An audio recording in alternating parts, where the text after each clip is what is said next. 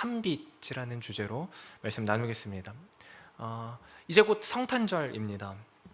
그래서 오늘은 예수님이 오신 것의 그 의미에 대해서 잠깐 나눠보려고 합니다. 태초에 말씀이 계셨다, 이렇게 오늘 말씀이 시작이 되는데요. 태초에 말씀이 계셨습니다. 말씀은 곧 하나님이셨고 그분은 창조의 근원이셨습니다. 모든 만물이 하나도 빠짐없이 그로 말미암았습니다 라고 오늘 본문이 말을 해줍니다. 1절부터 4절까지인데요, 다시 한번 보겠습니다. 태초에 말씀이 계시니라. 이 말씀이 하나님과 함께 계셨으니 이 말씀은 곧 하나님이시니라. 그가 태초에 하나님과 함께 계셨고 만물이 그로 말미암아 지은 바 되었으니 지은 것이 하나도 그가 없이는 된 것이 없느니라. 그 안에 생명이 있었으니 이 생명은 사람들의 빛이라.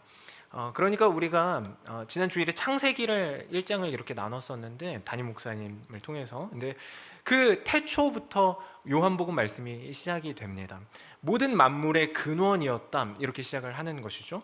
근데 여기서 말하는 말씀은 예수님을 말하는 것입니다. 요한복음의 저자 이 사도 요한은 지금 예수님의 오심에 대한 이야기를 그 완전한 근원의 이야기부터 하고 있는 것이죠. 그리고 이어서 그 안에 생명이 있다, 그 안에 생명이 있다고 말하면서 그 생명이라고 하는 것이 곧 사람들의 빛이다, 이렇게 이야기를 합니다.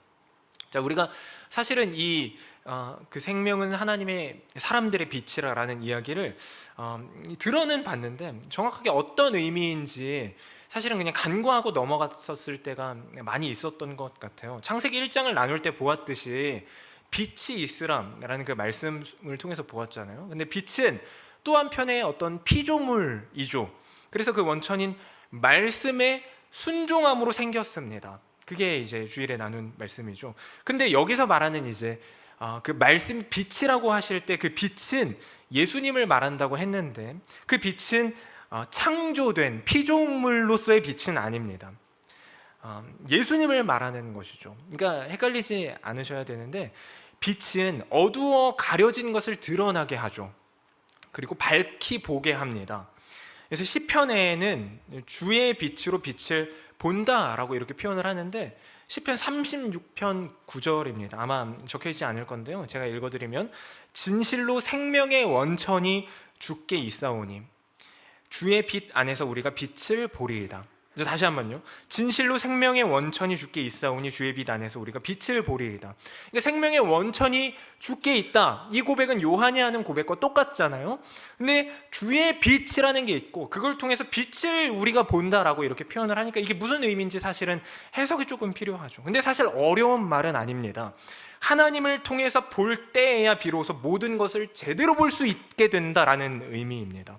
우리 삶에 놓인 여러 가지 문제들, 시대, 우리 삶에 놓여있는 그 정황들, 그 모든 것들을 포함하는 우리의 인생이라고 하는 것은 그 빛 안에서 볼 때에 제대로 해석이 된다는 말입니다. 그렇지 않으면 세상과 아니면 나의 속에서 나오는 나의 생각이 자꾸 왜 이 모양 이 꼴인 거야 라는 식으로 우리 인생을 해석하게 될 거기 때문이죠. 이해가 안 되고 그래서 원망만 하게 될 겁니다. 결국에는 낙심하고 끝나버리는 그런 인생, 그런 해석으로 이렇게 나아가게 되는 것인데요. 빛이 없다면 우리는 모든 문제에 대한 해석을 그렇게 다르게 하게 될 것이라는 말과 같은 말이에요. 그러니까 다른 곳에서 해답을 또 찾으려고 하겠죠. 어떻게 하면 내 인생이 이렇게 풀릴까? 계속 다른 곳에서 찾으려고 해요. 빛을 통해서 보는 것이 답인데, 근데 그런 태도는 그런 상황에서는 그렇게 원망도 될 수 있고 그런 결정도 하게 될 수도 있지라는 식으로 이해가 되고 공감을 얻게 될 수는 있겠지만 그 끝은 죽음뿐이라는 것이 성경이 말하는 바인 것입니다. 그러니까 굉장히 강력한 거죠. 무섭죠. 그 끝은 죽음밖에 없다, 이렇게 이야기를 합니다. 죄의 삭은 사망이기 때문입니다. 그런 우리에게 빛이신 생명이신 예수님이 오셨다고 이제 이야기를 하는 것이죠. 그런데 본문은 빛이 비추었는데, 그렇게 빛이 비추었는데 어둠이 깨닫지 못했다라고 이어서 이야기합니다. 우리 1장 5절인데 오늘 본문 5절 한 목소리로 같이 읽겠습니다. 시작. 빛이 어둠에 빛이 돼 어둠이 깨닫지 못하더라. 빛이 어둠에 빛이 돼 어둠이 깨닫지 못했다는 말은 진짜 생명을 주시려고, 그러니까 이 땅에서 잠깐 사는 그 생명이 아니라 진짜 영원한 생명, 참된 의미에서의 생명을 주시려고 예수님이 이 땅에 오셨는데 사람들은 여전히 그 의미를 몰랐다는 말입니다. 그래서 십자가에 매달아서 죽여버리죠, 예수님을. 같은 맥락에서 사도 요한은 이렇게 이야기를 합니다. 9절부터 11절인데요. 오늘 본문 다시 한번 볼까요? 참 빛 곧 세상에 와서 각 사람에게 비추는 빛이 있었나니 그가 세상에 계셨으며 세상은 그로 말미암아 지은 바 되었으되 세상이 그를 알지 못하였고 자기 땅에 오매 자기 백성이 영접하지 아니하였으나, 이렇게 되어 있죠. 참 빛이 세상에 왔는데 영접하지 않았다. 세상이 그를 알지 못했다. 어둠이 빛을 깨닫지 못했다. 같은 맥락입니다. 참 빛이라고 말할 때 그 참이라는 단어 우리가 잘 알다시피 그러니까 가짜가 있다는 말이거든요. 가짜 빛이 있다는 말입니다. 사실 성경에서 빛이라고 할 때 우리도 모르게 그 빛이라는 것에 대해서 참 많이 오해해왔습니다. 세상에서 대단한 어떤 사람들을 보면, 저도 한번 연예인을 본 적이 있는데 진짜 멀리서 봐도 그 많은 사람들 속에 있어도 딱 보이더라고요. 그걸 보고 우리가 후광이라고 하죠.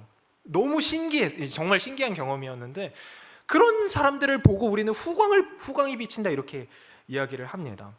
그 유명한 연예인들을 뭐라고 말하죠? 스타라고 말하죠. 톱스타, 탑스타, 뭐 아니면은 대스타, 뭐 이런 표현들을 많이 하지 않습니까? 말씀을 잘 안다는 유대인들도 근데 사실은 그런 개념으로 빛을 이해했습니다.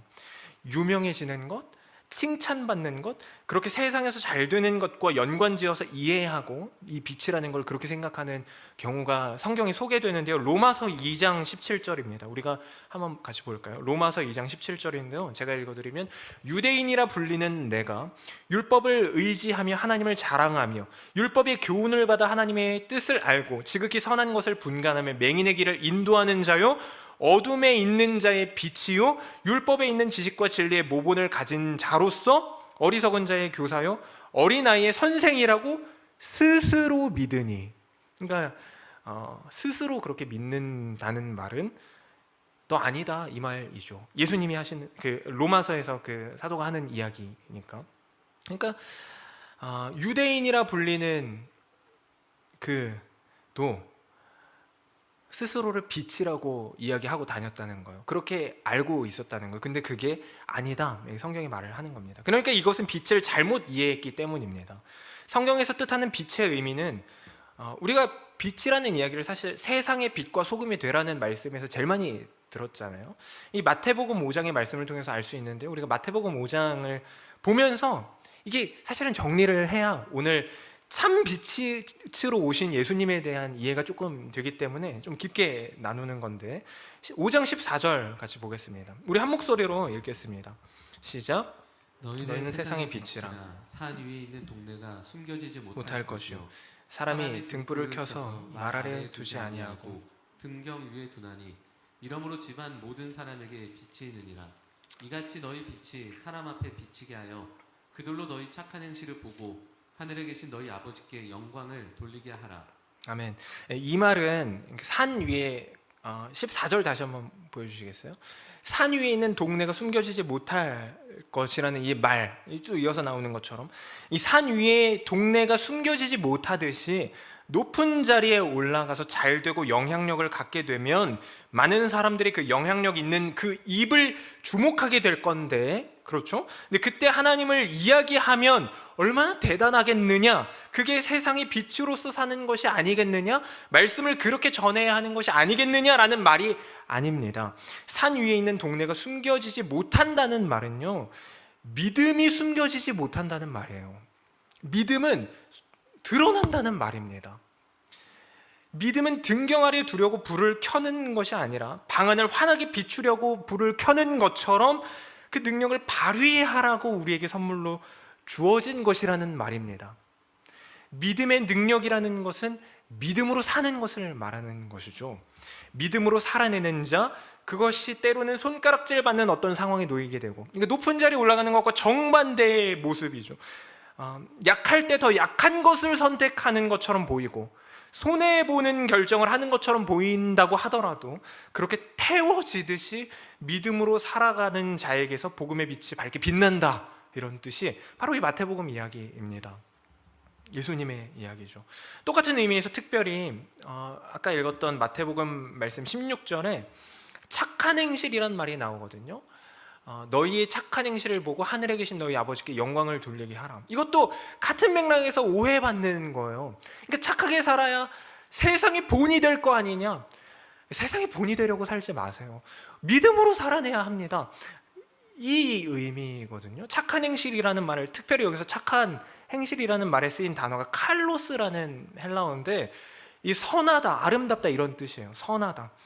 근데 우리가 많이 들었듯이 성경이 말하는 선은 뭡니까? 도덕적인 선이 아니죠. 하나님을 믿는 자로 살아내는 것이 선입니다. 하나님이 선이기 때문에, 다른 것이 선이 아니라 하나님이 선이기 때문에 하나님을 믿는 자로 살아내는 것이 선한 거죠.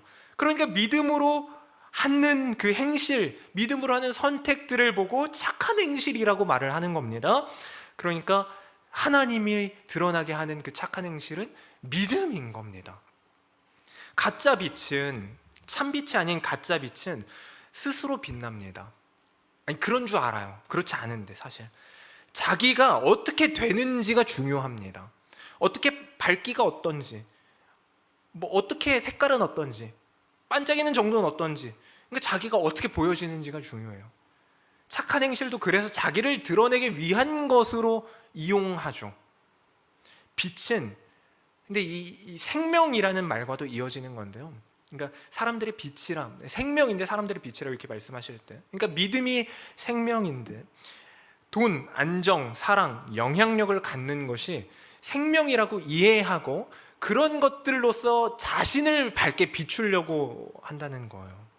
그러나 빛과 소금이 되라고 할 때 빛은 명백하게 자기를 태우는 빛을 말합니다. 자기가 더 잘 드러나고 밝게 빛나서 세상이 다 자기를 주목하고 자기가 하는 말들을 주목하고, 그래서 그때 얻게 되는 영향력을 가지고 하나님을 이야기하는 그런 게 아니라 믿음으로 살아내는 삶을 사는 것, 그렇게 자신을 태우는 것이라는 겁니다. 그러니까 믿음으로 사는 것은 마치 자기 자신을 태워서 끝에 다다르면 결국 소멸하게 되는 것과 같이 보일 텐데, 맞잖아요. 요 초가 다 달면 소멸하는 것처럼. 그럼에도 믿음을 따라 빛을 비출 수 있겠느냐? 이 질문을 우리에게 하고 계시는 거예요. 그게 믿음인데 너 그렇게 살래? 그거죠. 스타, 연예인, 대스타가 되는 게 아니라 죽는 길이라는 말입니다. 그래서 우리가 빛으로 사는 게 사실은 고통스럽죠. 괴롭고 고난이라고 말합니다. 근데 그게 맞는 말이에요.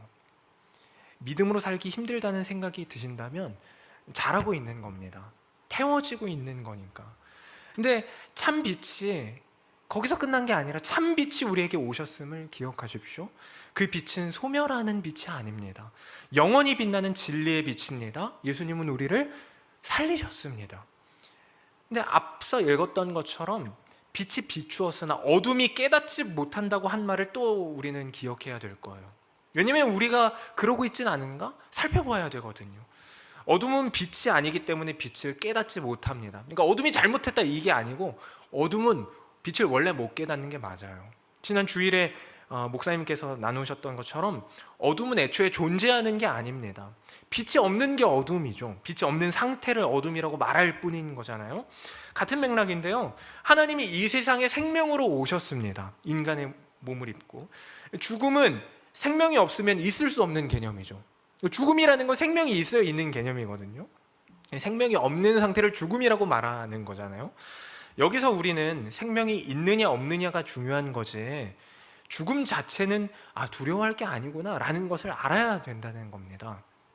망하게 하는 것, 가난해지는 것, 몸이 아파지는 것, 관계가 깨지는 것, 포기하게 되는 어떤 것이건 간에 죽는 것처럼 보이는 것은 두려워할 것이 아니라는 겁니다.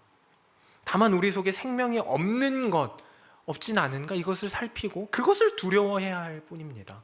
그리고 여기서 말하는 생명은 단순히 우리 숨이 붙어 있느냐 이런 정도가 아니라 영원한 생명을 뜻하는 것이죠. 당연히 그것이 우리 삶에 들어와 우리를 죄에서 건져내고 그 영원한 생명이 우리의 것이 되었다. 이게 오늘 본문이 우리에게 주는 메시지인데, 그것이 예수님이 오신 이유다라는 것입니다. 영원한 생명이 죄의 삭신 죽음을 이기셨습니다.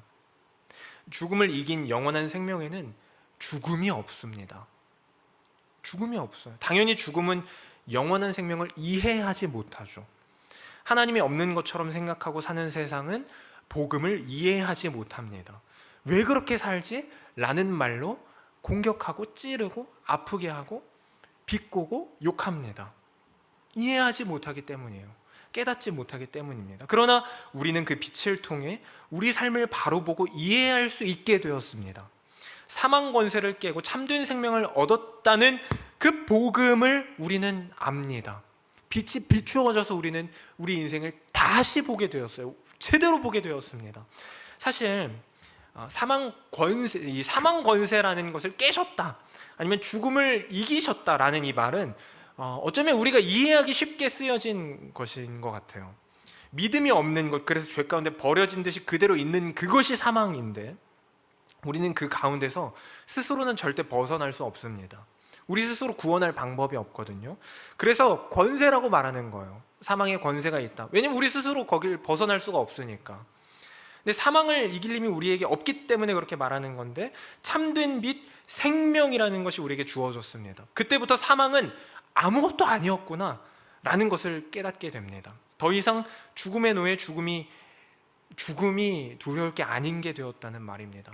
죽음은 더 이상 우리에게 어떤 위협도 되지 않는다는 것을 알게 되었다는 말입니다. 그 빛, 그 생명이 우리에게 주어졌다. 인간의 몸을 입고 하나님이 이 땅에 오셨다. 죄값을 대신 치르기 위해 그 값을 치를 수 있는 같은 몸으로 오셨다. 이 이야기들이 말하는 바가 뭔지 그래서 우리는 알아야 합니다. 하나님이 우리를 그렇게 구원하신 겁니다.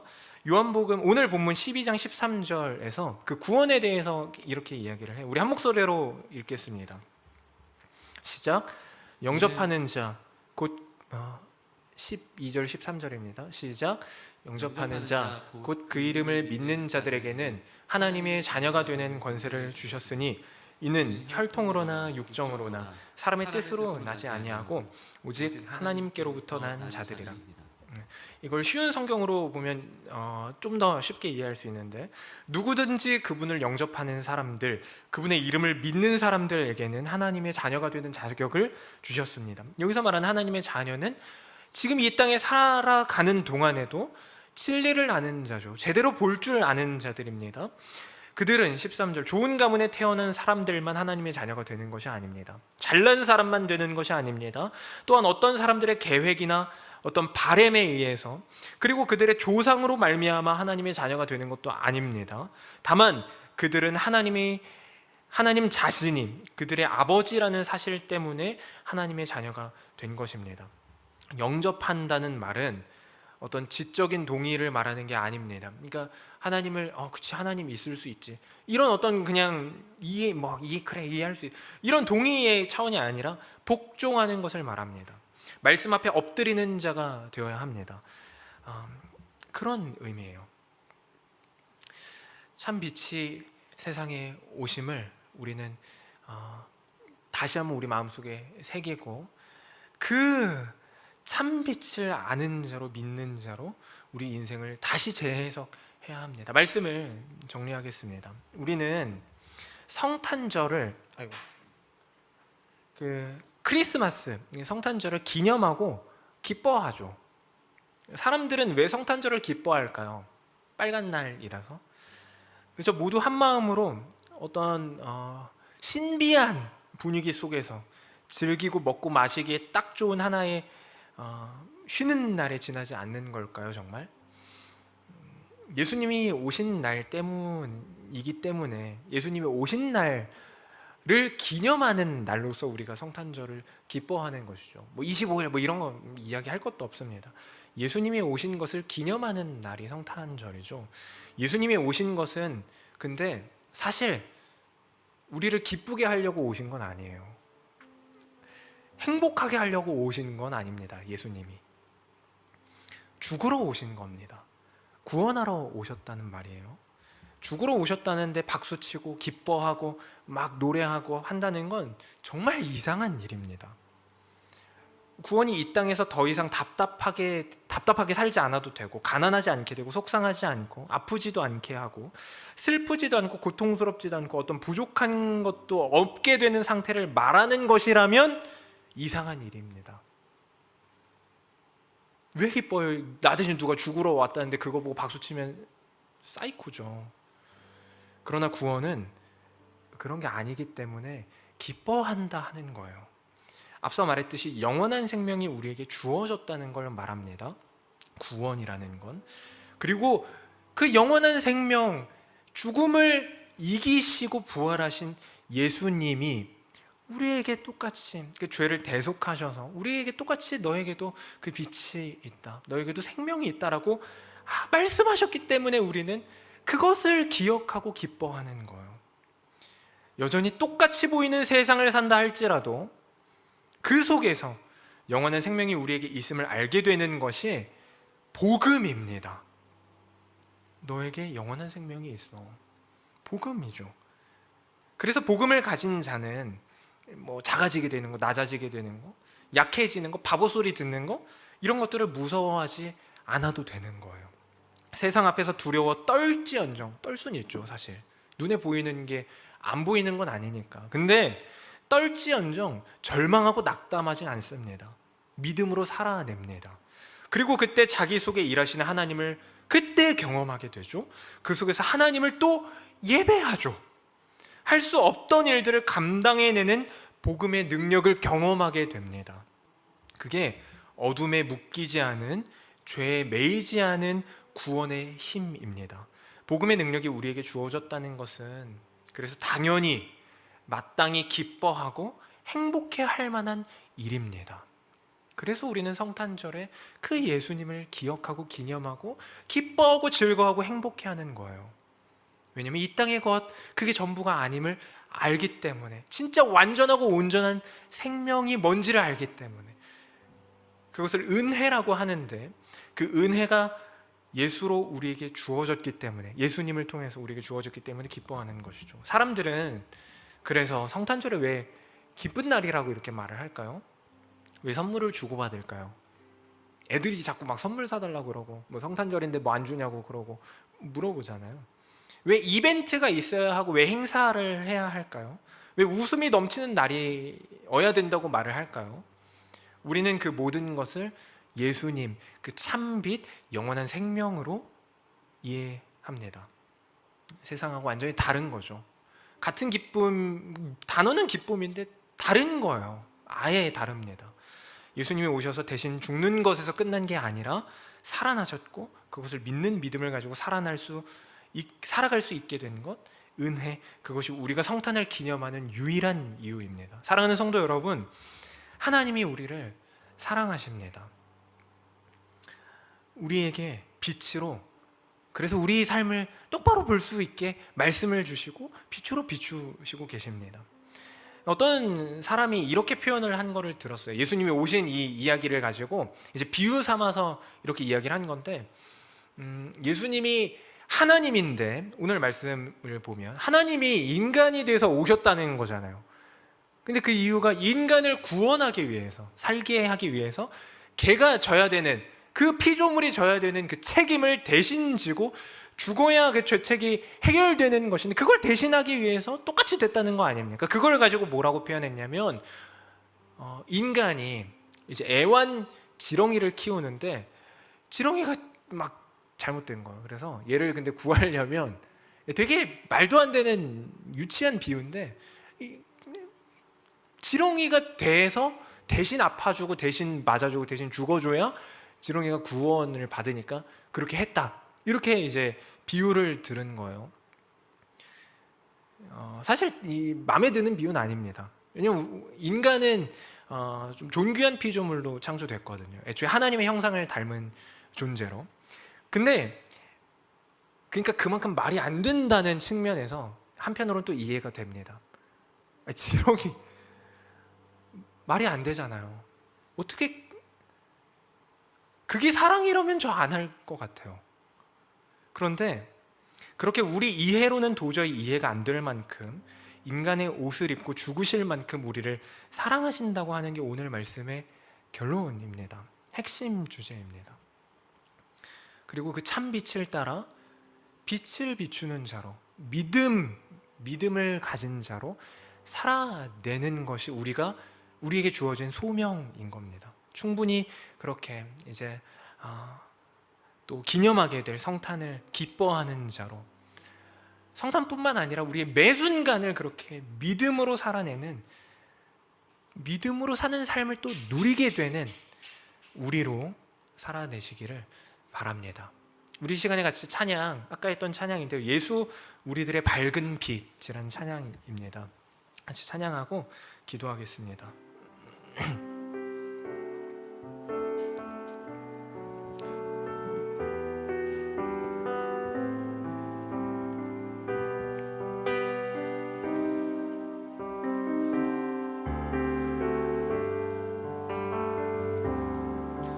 예수 우리들의 밝은 빛, 은혜와 긍휼을 베푸시는 주,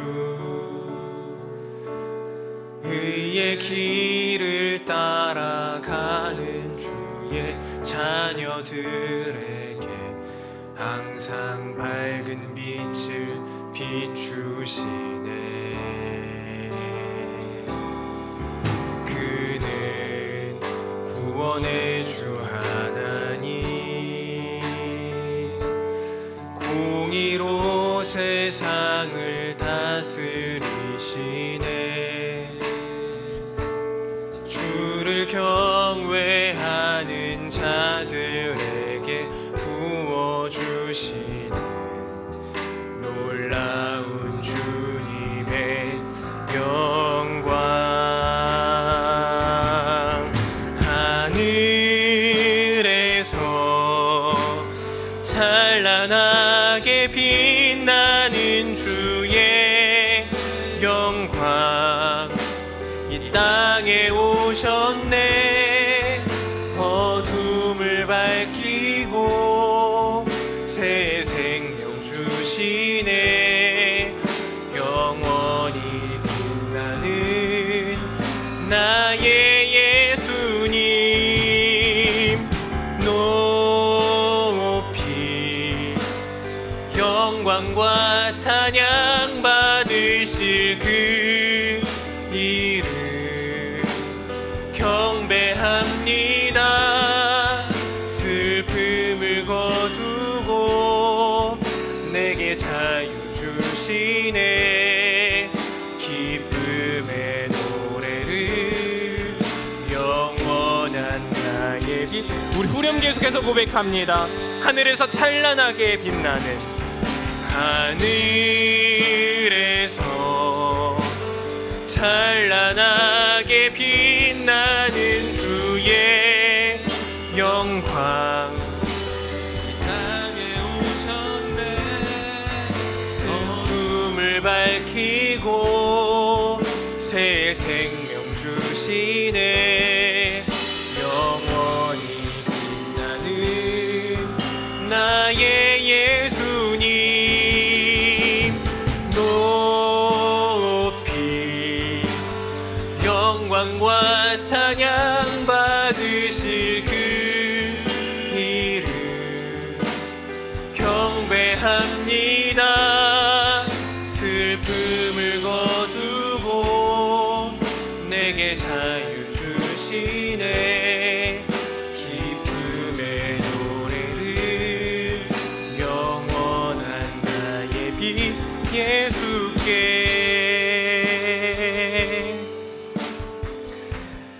앞서서 예수님이 인간이 되신 그 사랑이 말도 안 된다, 만약에 그런 게 지렁이 이런 이야기 했지만, 그런 게 사랑이라면 나는 안 하고 싶다, 이렇게 이야기를 했지만, 예수님이 죽으셔서 끝난 게 아니라 다시 살아나셨음을 우리는 압니다. 오늘 말씀이 이야기하는 것처럼 어둠이 아니라 우리는 빛으로 오신 주님의 자녀이기 때문에, 예수님, 우리 힘으로는 못하는 게 맞아요. 근데 예수님을 그 발걸음을 따라 한 걸음 한 걸음 또 나아갈 수 있습니다. 못한다, 여기서 끝날 게 아니라 그렇게 믿음으로 살아낼 복음의 능력이 우리에게 주어졌음을 믿는 자로 그렇게 오늘을 살아내는 우리가 되어야 할 겁니다. 기도하겠습니다. 살아계신 하나님, 참 빛으로 이 땅에 오셔서 그 생명이신 하나님이 사람의 빛으로 우리 인생을 제대로 보고 제대로 해석할 수 있게 또 드러내시는 그 말씀을 통해서 우리를 인도하시고 구원하셨다 말씀을 주시니 감사합니다. 하나님, 우리가 어둠이 아니라는 사실을 우리 마음속 깊이 새길 수 있도록 붙들어 주시옵소서. 우리는 빛이 비추어진 빛의 자녀, 하나님의 자녀입니다.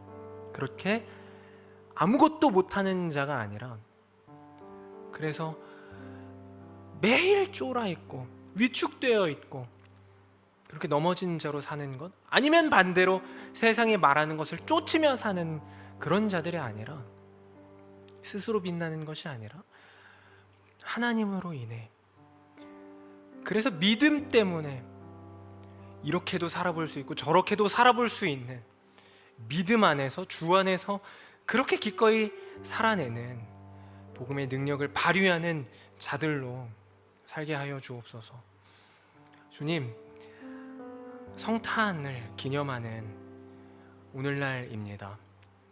세상이 기뻐하는 것 때문에 우리가 기뻐하는 것이 아니라 예수님 그리고 구원하신 그 모든 이야기들을 알기 때문에 기뻐하는 것임을 우리가 다시 한번 되새겨 보았습니다.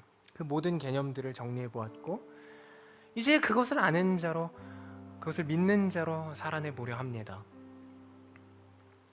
그렇게 세상과 다른 자로 살아낼 때 하나님께서 보게 하시는 것들을 보게 하여 주옵소서. 주님 홀로 영광 받으시고 또 주님의 자녀가 되는 영광을 우리가 이 땅 가운데서도 낮은 자리에서, 때로는 깨진 자리에서, 때로는 약한 자리에서 그렇게 누릴 수 있게 하여 주옵소서. 감사드리며 예수님 이름으로 기도합니다. 아멘. 우리 함께 주기도문으로 예배를 마치겠습니다.